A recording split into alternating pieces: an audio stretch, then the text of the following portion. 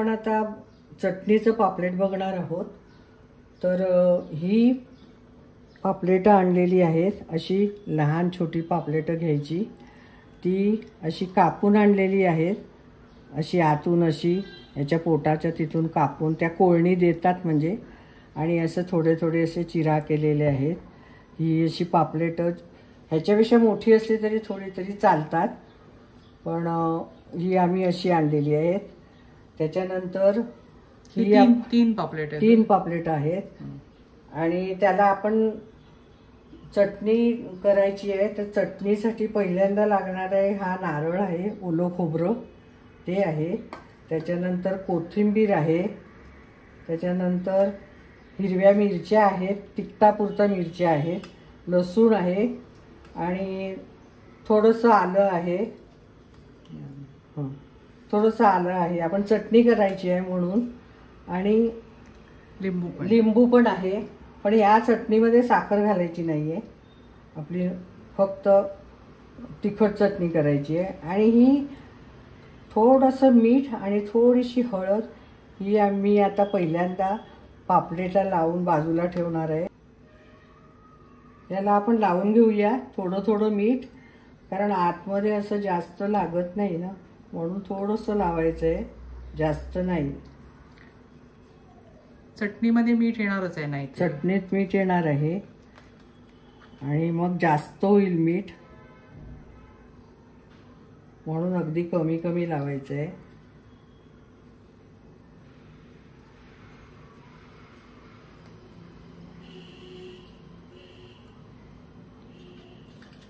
ही 3 पापलेट आहेत, ही तुम्हाला खूप आवडतील आणि तुम्ही नेहमी कराल।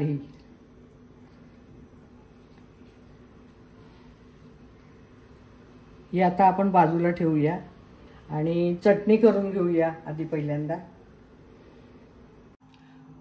चटणीचं पापलेट करण्यासाठी ही चटणी आपली तयार आहे। तर ही एकदम छान हिरवीगार अशी चटणी झालेली आहे, लिंबू पिळलेलं आहे ह्याच्यामध्ये, त्याच्यामुळे आंबट छान तिखट वगैरे अशी चांगली झालेली आहे। तर आपण आता ह्या पापलेटला आपण पापलेटमध्ये घालूया। याला मी हळद आणि मीठ थोडं थोडं लावलेलं आहे, तर हे हातानेच घालावं लागणार आहे, कारण ह्याच्यामध्ये चांगलं बसलं पाहिजे, त्याच्यामुळे ह्याला ही चटणी चांगली ह्याच्या पोटात अशी चांगली भरायची, आणि शिवाय वर पण लावायची।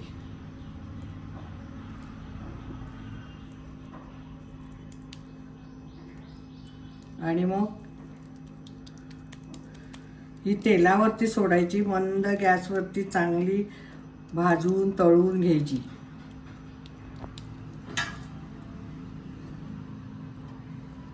आता मी सगळ्यांना लावून घेते। आपला पॅन तापलेला आहे, तर आता ह्याच्यामध्ये आपण तेल घालूया। तेलामध्ये करायचं आहे आपल्याला हे।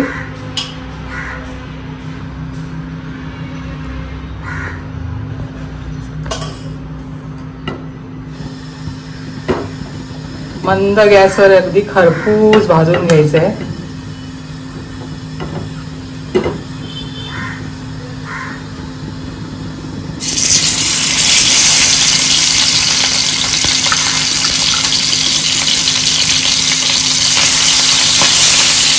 पण एकाच वेळेस 2 घालतोय, तुमच्या पॅनच्या साईज प्रमाणे, जर मोठा असेल तर 2 घाला, किंवा छोटा असेल तर 1। आता गॅस थोडा मंद करून हे आपण झाकूया, आणि मग थोड्या वेळाने हे दुसऱ्या साईडला उलटून दुसरी साईड देखील भाजून घेऊया। हे छान आता मला वाटतं खरपूस झालेलं आहे एका साईडनी। आपण आता हे उघडून बघूया। पापलेट असल्यामुळे जास्त वेळ लागत नाही।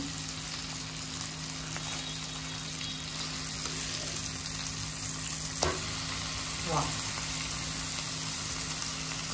असंच हे पण उलटून बघूया।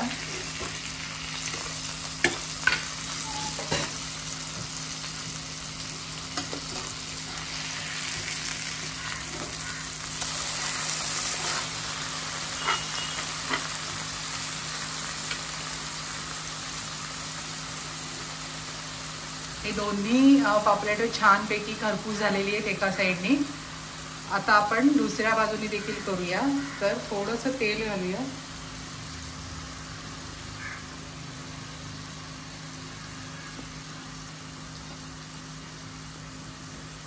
आणि पुन्हा झाकून ठेवूया.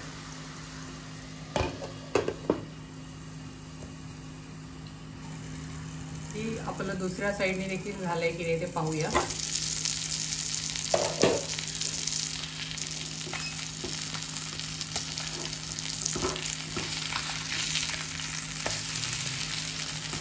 आपल्याला खरपूस झालेलं आहे.